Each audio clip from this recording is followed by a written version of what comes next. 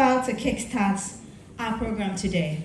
And I believe that everyone is aware of what our focus is today. Food and nutrition security in Ghana, the role of the youth. So basically, I have been traveling across the country to engage farmers, both smallholder and commercial farmers, on what they are cultivating, the process, and marketing, post-harvest loss, and every other thing that has to do with farming. Now, I would introduce my panel that we'll be having a discussion with, but I believe that everybody here is supposed to be engaging on Twitter, like our sister said early on. Please remember to retweet the likes, and also if there's a friend who is not aware of this, remind them to get interactive. So there is this journalist born in England who says, "Tell me what you eat and I'll tell you who you are or what you are." His name is G.K. Justerson, and that has been on my mind ever since I was contacted by World Food Program to moderate today's session. So Derek, if you are ready with the profiles, can we have two videos are ready, and after which I will invite the other two and also read their profile. But if you hear your profile on the screen, after that you join me on stage, and then we kickstart with our program. Thank you very much. Passion for some of these things, you can't do it. And me, since childhood, I've been rearing animals. Okay. So I had a passion. So even I actually purposely went to study it at school. So when I came, I thought if I was going to do my national service, then let me have a side job, since I think that time was during COVID, so we had flexible moment. So I used that time, I used it wisely to venture into it. I actually did it out of passion, but eventually it became big, and here I am. Okay. All right. So let's move to my next guest. So I got a call somewhere early this year from an SHS student who says, "Hey, you know, I'm studying agric in school, but some of my colleagues make mockery of me anytime they see me. That what they want bounty, you're studying agric."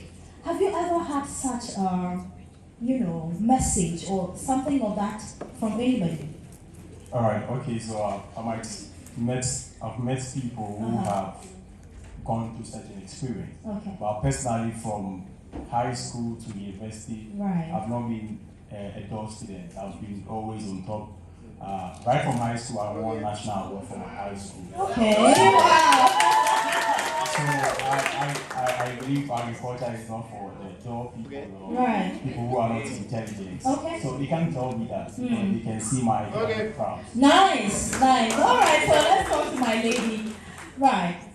So, as a lady, I mean, when you have to wear high heels and dress well, be in front of our office and in front of our computer, typing and all that, what would make you want to get your hands dirty?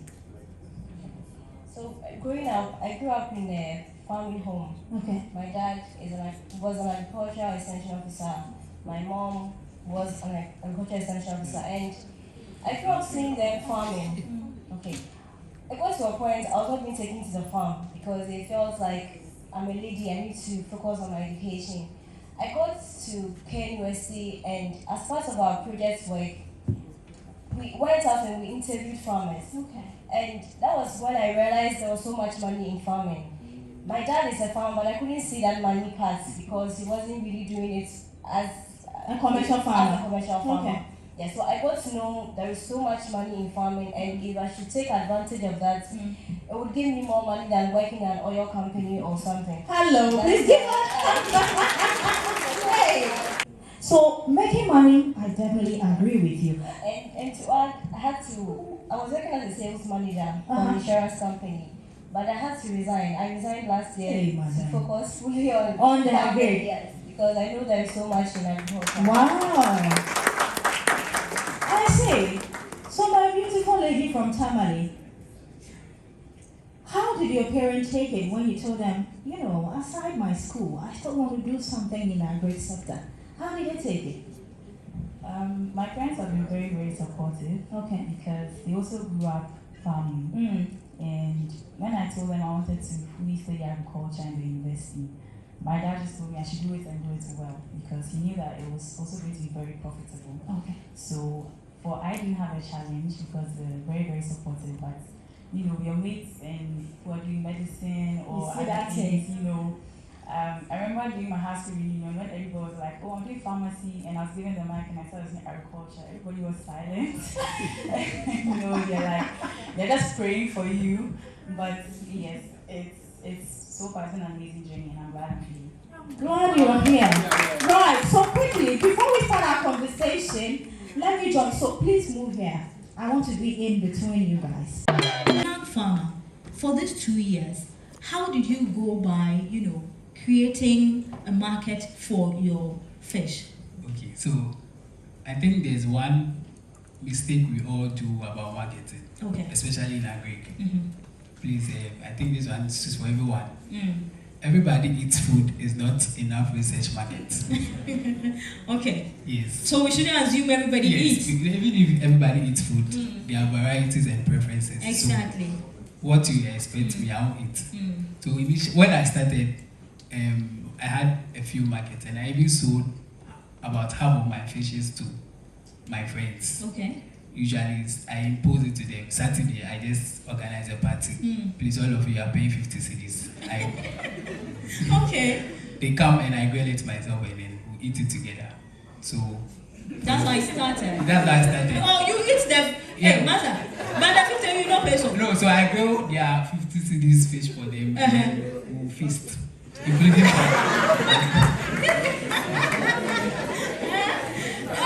so you grow and you enjoy some. So we all feast. Okay, so that's how your marketing started. Yeah, that was how I started. Right. And then I thought of social media.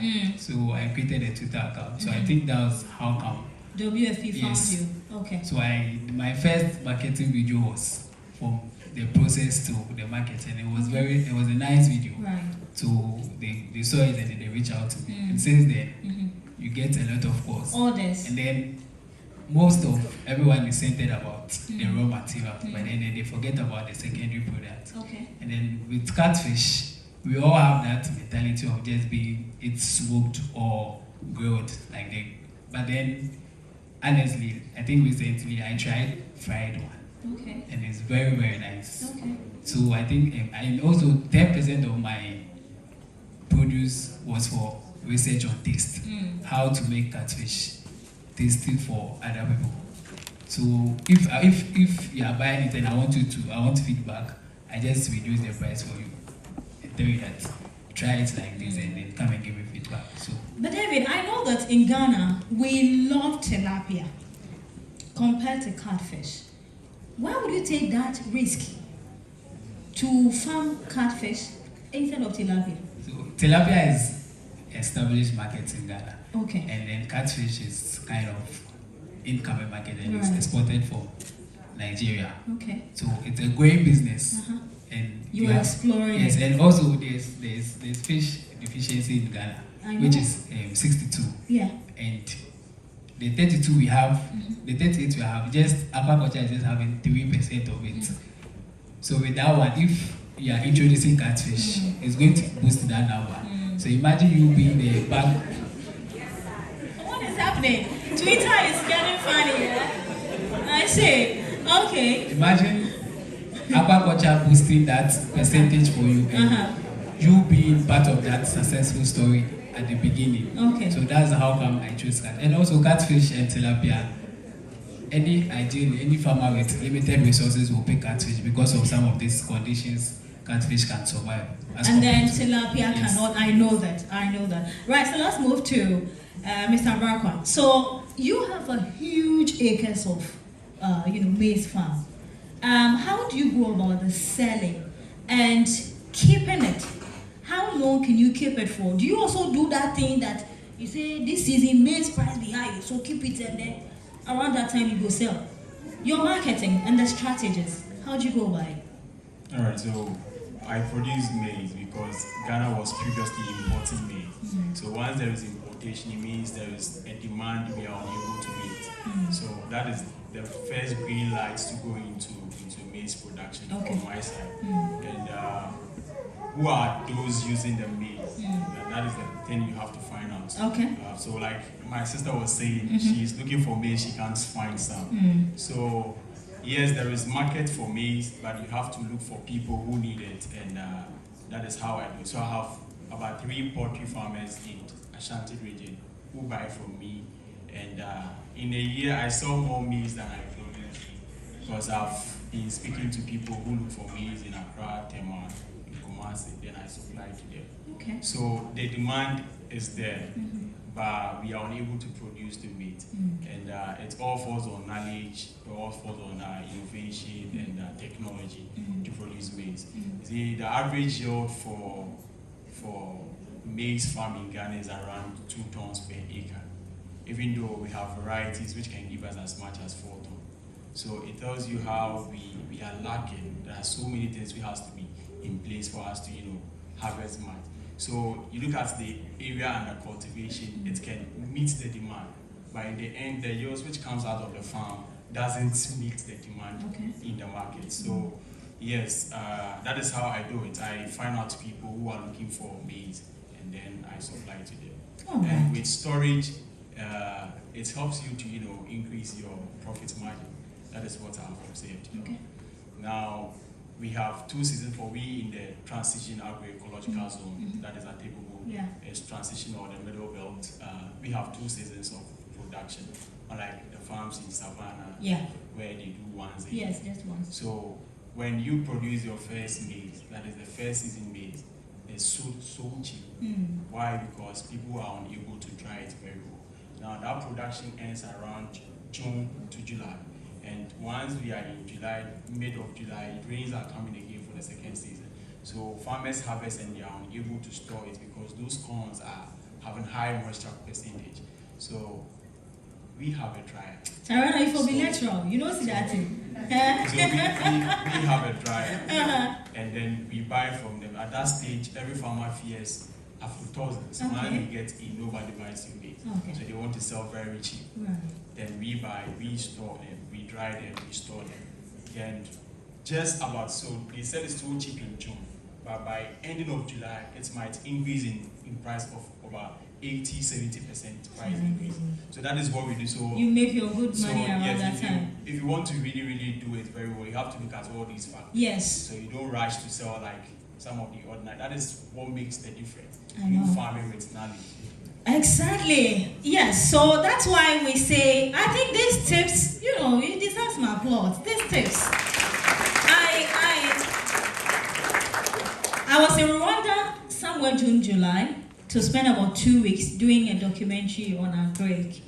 And interesting enough, all the people I met, they are all young people. The kind of love and passion Rwanda youth have for agric, you have no idea. And they adding value. The beautiful thing is they add value to it, and that's what we are lacking here. They add value and they make a lot of money. There's this young woman who cultivates pumpkin. I saw pumpkin when I was in Cape Coast, UCC campus. They have a school farm. So I was there a couple of times. And I asked them, so what do we use the pumpkin for when it's matured? And all they said was, oh, yeah, they are fine. I'm not for it. But over there, that lady extracts oil from the pumpkin seeds. Apart from oil, she makes cookies, biscuits from pumpkin. Apart from that, she does, I think this powder kind of that you can use to make porridge, all from pumpkin. She sells to the European market. She's got a lot of grants. There are a lot of money flying around. Just make sure that apart from WFP, all the companies that give funding, look out for them. If you can't write a proposal, I know my weakness. I can't write a proposal for grant. So I pay. You have to invest money to make money. That's it. There is no free business right now. Now, the poultry you are doing, how are you planning in the near future to add value to, apart from collecting eggs and selling, and also the meats? Maybe Christmas is coming, so people will come and buy the old ones and then you restock. But in the near future, how are you planning to add value to it? So our plan currently now is to start processing our eggs into powder. Okay. because it gets to a point, even though there is high demand for our eggs, it gets to a time that customers kind of dictate the price you should sell our eggs, because if you don't sell, another farmer will sell it cheaply and you lose out. So you are forced to sell at a lower price considering your high cost of production. Okay. And so our plan is to try and invest in egg processing machine where we turn the eggs into powder, which can last longer for us. We also want to invest in turning our chickens into sausages and also dressing our birds for these supermarkets as well. Yes. And when it happens like that, the customer or the middlewoman wouldn't dictate prices for you. At all? Yeah. The middlewoman, everything they do, Yeah. you will give this one to them. Production of meat and some of these cereals. So I have been using inorganic fertilizer, which is quite cheaper and a climate smart way of augmenting soil fertility. So I use poultry manure as part of my process so that I would reduce the amount of the inorganic fertilizers I will be using. Oh, that's very good. Thank you for feeding us healthy food. Yes, my lady, I want to talk about how you go about overcoming the pertinent challenges that you face as a farmer or as someone who is educating people to also go into this line of business. The pertinent challenges that you go through every day. How do you still manage to sustain your business in the face of these challenges?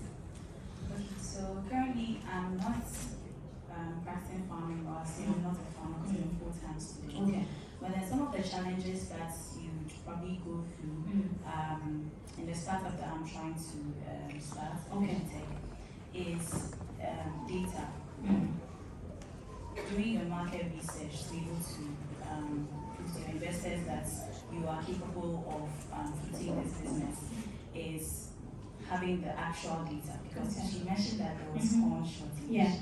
And I just been to Ufa recently. They'll tell you we have this number of tons. you understand? They'll tell you we have this number of tons, and they'll tell you that probably the farmers are just ordering it. You go to the villages and also tell you that a different story. And so the actual statistics to support people to prove to the investors that if I start this business, I'll be able to put it. I think that's one of the major problems. The statistics are completely it's not available. It's off or it's not available. They'll tell you it is $400 million worth of tomatoes being imported from Burkina Faso, and you go to the market or you probably go to do your market research, and they're also telling you a different story. The connection is just vast and wide. So I would say that is one of the major problems as a researcher for the startup that's doing. All right, thank you very much. Now, I would love you to walk us through your regular daily activities as a farmer. The moment you wake up from your bed, brush your teeth and take your bath, walk me through your day. Let me appreciate, because a lot of the times, we home only go to the market to buy and enjoy. But walk me through your day activities. So as a farmer, what I do is I have my first farm structure is in our house. Okay. Yes, we have a new site elsewhere. So when I wake up first in the morning, even before I wash my face, brush my teeth, or do anything, I go straight to the storeroom and pick the feed for the birds and go and feed them. Okay. And I have a automated drinking system, so I ensure there's water in the drinkers for them, and I open it for them and pick a few of the eggs available, then take it to the storeroom. Before I take care of myself, yes, so that's what I do. And after I'm done, I call my customers for egg pickups. I do the sourcing of the eggs, and I call them for pickups. Okay. If I have to go and buy feed, I'll go to the feed stores and help the drivers in bringing the feed to the farm. Okay. Yeah, so basically it's a 24-hour job. You don't have a break, no rest. All the time you are doing something on the farm. Right. Yes. Okay. Thank you very much for working hard so that we can enjoy our chicken and eggs and our soups and stews. Now, you run me through your day. You will have to wear your Wellington boots. You should have come with your boots, man.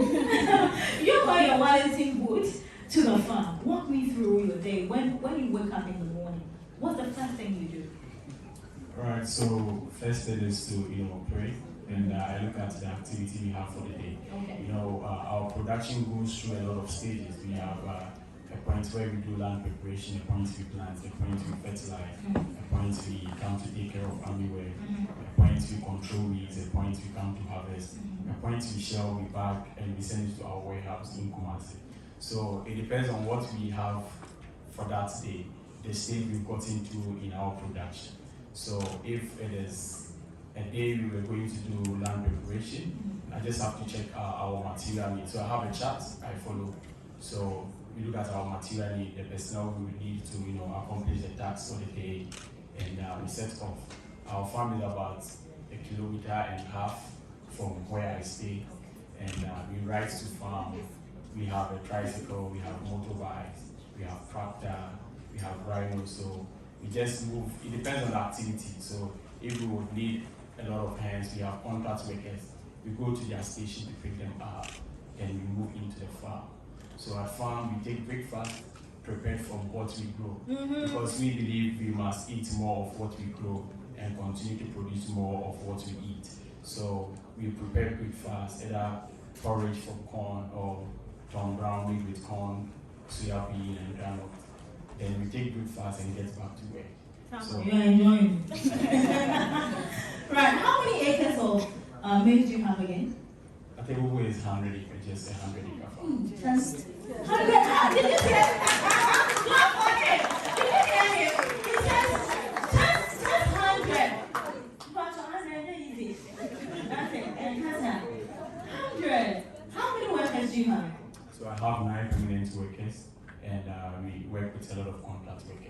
Our activity is such that there are certain activities you do it once a year. Okay. So for instance, if it is risk control, you do it once a year.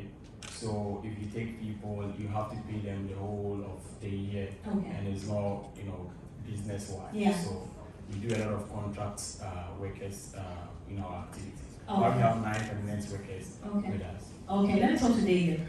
David, you have your pond in your house. Are you a full-time farmer or you work?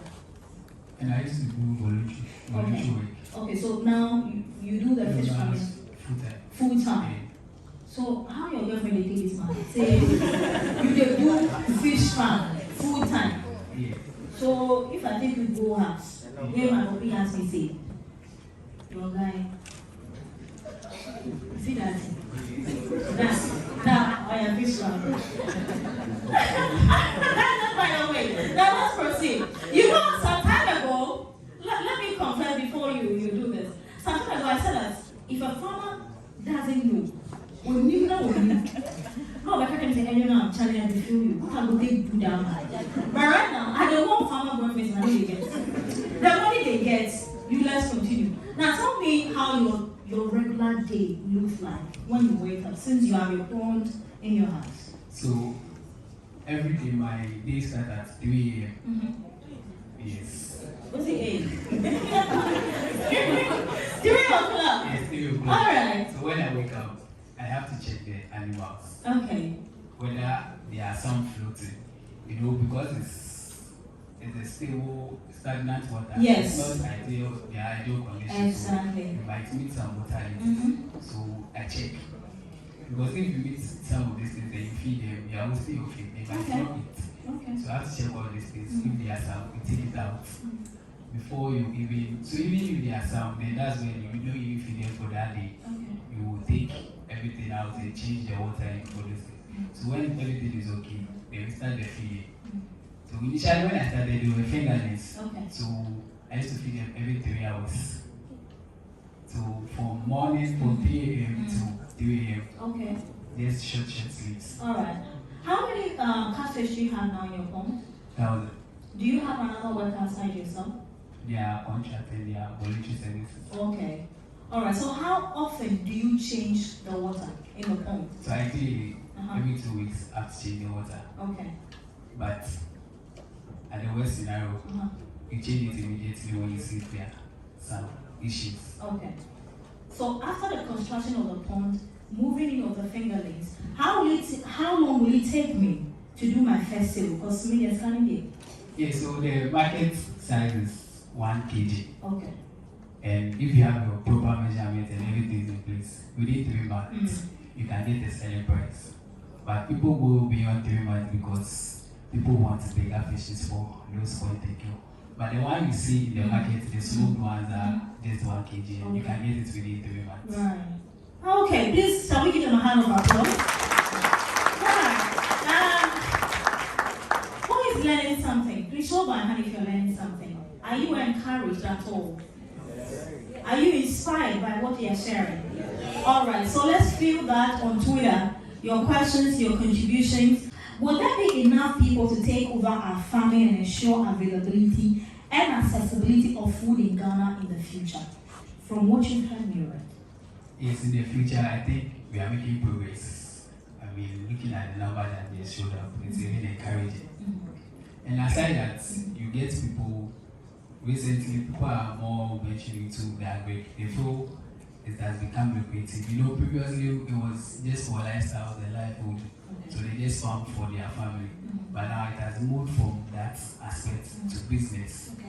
So in the near future, I think the youth will come in more than expected. Then with that, we can help to eradicate hunger. Okay. But apart from you being passionate, looking at everything, the way agric is done in Ghana, if not for your passion, would you have been attracted to actually do it? Yes. You will still do it? Yes, you were so attracted yes. to it? Okay. Thank you very much for your honesty. Let's move to you. What can young people do to make agriculture more appealing to themselves? Okay, so like Wendy was saying, Yeah. When it comes to data, it's a very big problem. You know, people think the youth of this country do not like agriculture, and I tell you today that it's a lie. Okay, the narrative is changing. A lot of young people out there want to go into agriculture. Now, what we need to do is we have to give them the right knowledge, the right data. When they can feed on these things and they can go into it and come out with good results, nobody will tell the next person to look at agriculture. So I believe the youth can do it. My only challenge is the age range of a farmer in Ghana, where we have about 55 years, our average age of a farmer in Ghana. That's my only concern. But then I do not have concern when it comes to the number of young people who want to go into agriculture. They need the right education, they need the right support in terms of inputs, finance, and business education, and they can do great. I'm happy you mentioned inputs, financial, and every other thing. Now, when you were starting, how did you get access to funding? Land is another difficult challenge to get. And then aside that, marketing, machinery, how did you mobilize it to start with? Right, so I started farming in Dagbari. I started farming at a factory. There was a man who had a factory and shut down the factory. Okay. So the whole area was about half an acre. And I started farming maize right there. Okay. So Planting for Food and Job came in, and I benefited from Planting for Food and Job. I had fertilizer, I had seeds. Hey, we have some MVP people here. Right, and I won't deny that it's a great program. Okay. That, some issues in there. Uh-huh. Right from there, I came to Atibubu. Okay. And that is where I had a big land. We wanted to do more. Okay. And we had Youth in Agriculture program run by GASIP. Yeah. So GASIP started a program whereby they give you the inputs to farm. So you're a beneficiary? Yes, I benefited from that Okay. program. And the nice nature of that program was that you don't need to come and pay money. Okay. So they give you the inputs to cultivate food crops, and then you pay back with the food crop. Okay. So it's just they giving you fertilizer, giving you seed, then you go out there to farm, and then in the end you bring maize to pay the debt of all the inputs they gave you. So it's such a brilliant idea in the program. Just that it didn't run. And how did you hear about it? Because a lot of people are out there who might have 1 acre or 2 acre land, but they don't know about this program you're talking about. How did you hear of it? So I think I'm happy to see all of us over here today. The challenge with agriculture is enshrined. Okay. We don't want to talk about it. We don't want to show it. People don't want to post their farm. They don't want to say this is what I'm doing. But I don't do that. I'm always creating. I'm always writing about agriculture. So if somebody sees something about agriculture, they just direct it to me. Okay. Because they've seen me talk about it, they've seen me show it. So I think that is what we have to do. We don't have to hide what we are doing. We have to come out with what we are doing, share ideas. Tell your brother about the new updates in town, and then together we can benefit from all the programs and opportunities out there. Right. Thank you very much.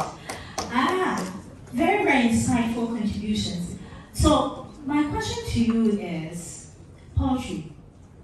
There are other livestock that you could have actually paid attention to, especially when annually we have this outbreak that kills the birds. So, madam, you don't like bees. Why poultry? Okay. So, where I stay in Makising, we're always having traders bringing eggs from Kumasi, from Brongahafu to sell over in Makising. And I realized we don't have much poultry farms there. And so, yes, it's a risky venture, but it is also lucrative that whatever money you invest in, you tend to reap it. Okay. Yes, so in as much as it's risky, if you do it well, you ensure proper biosecurity and others, you're going to benefit from it. And so the eggs that we produce, the chickens that we produce, there is so much market that we cannot supply. Exactly, because I get people calling me every day. I want eggs to buy. I want these. I want that. So the market demand is there. Yes. However, it also comes with a bit of challenges here and there. Okay.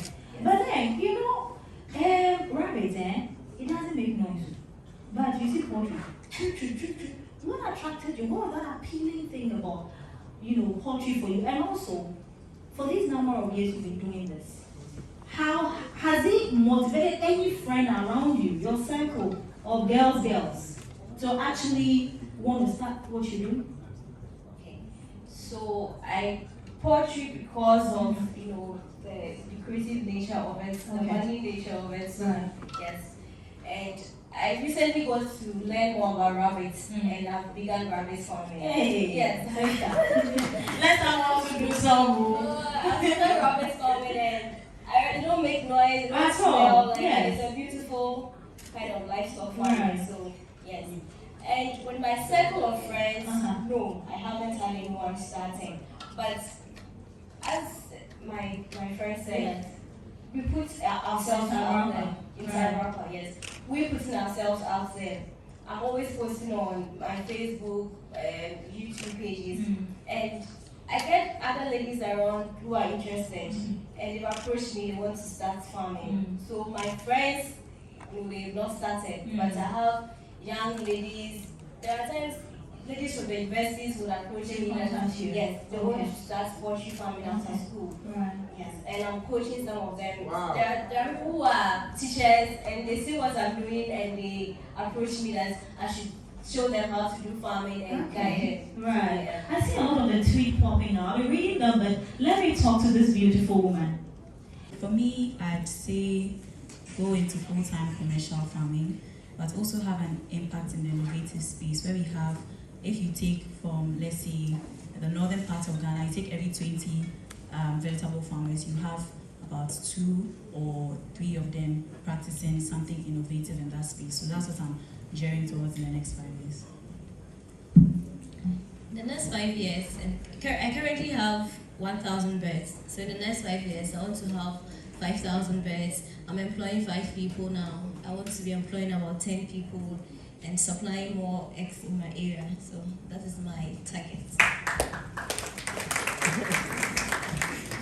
Samuel, we want to hear from you now. Next 5 years.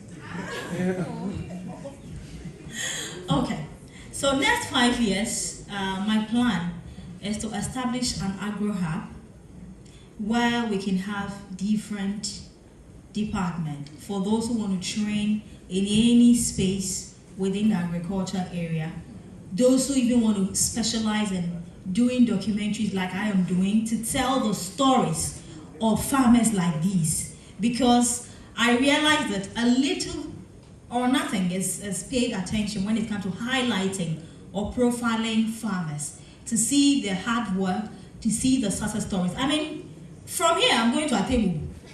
I want to see the bicycle he was riding before now he has the rhino. You see, these are the stories that when you share and people watch, they are encouraged and they are tempted to actually go into farming. So apart from the Agro Hub, we are hoping that we can have the Ghanaian Farmer TV, a whole TV on it. For now, it's on Joy Prime, a third-party content.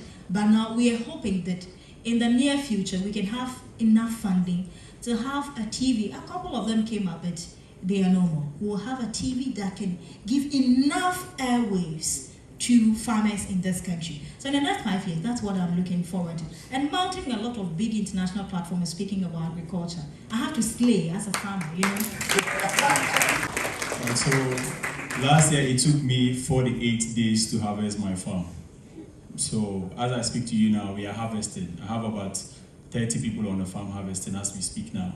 So in the next 5 years, I want to own a combine harvester and increase my farm size to about 500 hectares this time around. The lands out there is all about you meeting the chiefs and making the arrangements. So once you get the machinery, you can produce, you can do more. So that is what I'm looking forward to. Thank you. So in the next 5 years, I see myself to be one of the people in the country owning one of the biggest farmhouse, not just catfish, and also have a ranch where you all can come and have a visit. Finally, the subject we're talking about here is food and nutrition, the role as a youth. We don't have any political representative here, neither do we have other stakeholders here. It is just me and you and our brothers. The role, we all have a role to play. If you want to eat healthy, you want to eat nutritious food. World Food Program, one of the things they are doing is home gardening. How many of you have gardens? Like you grow your own onion? Yes, it's very good. Please, to cut down costs in the house, please get these small pots. Use car ties. This kufor gallon, divide it into 2. And grow your own, a lot of things. Grow your own tomatoes, your own onions, your own ginger. Some of the things, they are easy to grow. Okay? So our role, I'll start with you, David. We are wrapping up. That's our final word. You already play your role. But what extra do you think you can do? And then you also use the opportunity to stakeholders. Is there a word you want to share with stakeholders, private organizations, government, to help us go beyond what your strength can take you? It goes for everybody. When we talk about food nutrition, it's very essential because when I sent the link to some people to join, unfortunately they didn't join because of one particular question. Was there going to be item 30? So you realize that we all need that food. So the best way for us to help and then contribute was what she said. I was going to touch on it, but she said it. Not just the backyard farming, not just plants. You can just take a single animal. I started rabbit, I think 6 months ago with just 2.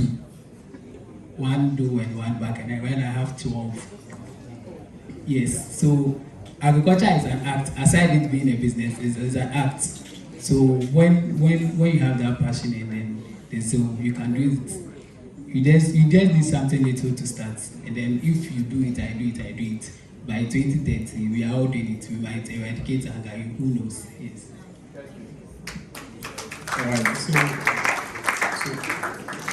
So agriculture is not only farming. Anytime you talk about agriculture, everybody is looking at farming. So agriculture has a very long value chain, and we all have a role to play. I think we have to start thinking about our environment. For me, it has become very crucial at this point where climate change is making farming very difficult, and this is also going to affect the amount of food we produce and even its nutritional content. So we have to all do our best. In my part, I've started trying to cut the inorganic fertilizers. So in your part at your home too, you can reduce your carbon footprints, and then together we can save our environment and continue to produce food for us to enjoy our parties and our ceremonies. Thank you. What I want to add is the few of us doing something right in agriculture. Let's put ourselves out there. the Ghanaian farmer is broadcasting farmers who are doing things right. In our own small way, if we are giving our best water, let's put it out there. If we are using automated drinking system, let's put it out there. If we are doing something about climate smart agriculture, it would encourage others to also come on board. And so if I'm producing, if they're also producing, there'll be so much food around. So that's the little I can add to it. So I'll touch on a few things that we can do. One of the things we can do over here, the easy things you can do to support nutrition and our role in agriculture, processing. You can turn pepper into powdered pepper and sell. You can make your own Tom Brown. You can irrigate, and then in this way you're creating a market for those who are also producing, and so you are helping the value chain. One thing you can also do is aggregate tractorization for people in your area. The farmers that are there, and be an input dealer. These are the few things you can do. You can also go into waste management.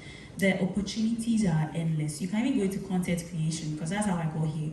And one of the things that I also want to encourage all of us to do, we are saying all this talking, we're doing all these things. Buy locally. The next Christmas party, think of rabbit barbecue, think of catfish grilling. Do you understand? Think of guinea fowl. Purchase locally to support the local farmers. Purchase locally. It will really help. When you go to the market, look for those things that they are producing around and aggregate and buy it. It's not only cheaper, but you're also helping those in the value chain. And I would like to mention one very last important thing. There's something called horticultural therapy. A lot of people, young people, we know that depression is high, everyone is stressed. And you see all of us here, we are very excited and we are happy. What's one thing that investing yourself in agriculture does for you that is also very, very therapeutic? I don't know if you've owned a plant or you've had a pet before, just watching it grow and you taking care of it and having a produce, it just makes you fulfilled. And so going into agriculture will also reduce a lot of the stress on you as young people. When depression is very high, you have people committing suicide and everything. Invest yourself, go outdoors and do something. And for the stakeholders, I'll say what everybody here wants to hear. We need the investment, invest in young people. And especially some of the investors are looking for those who already have businesses. Right now, I don't have one customer, but look at the idea that I have. Hello. Yes, so please, the investors should also focus on those that are at the base of, the startups, so that we can push ourselves up there. Thank you very much. Yeah, please keep doing it. Let's be on our feet. And I appreciate these brilliant people who are giving us food to eat, who are creating wealth. Very, very insightful. Did you enjoy our conversation? Yeah.